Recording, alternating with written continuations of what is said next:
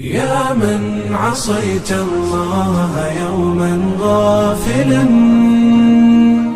أنسيت أن الله قد أعطاك نعم عليك كثيرة، لو صنتها لأطعت خالقك الذي رباك، لأطعت خالقك الذي رباك.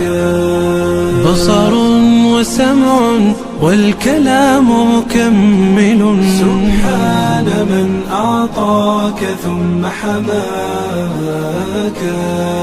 من بعدها تقوى على عصيانه، يا للوقاحة كيف تفعل ذاك؟ تجرؤ على فعل المعاصي قاصدا، فتظن أن الله ليس يراك.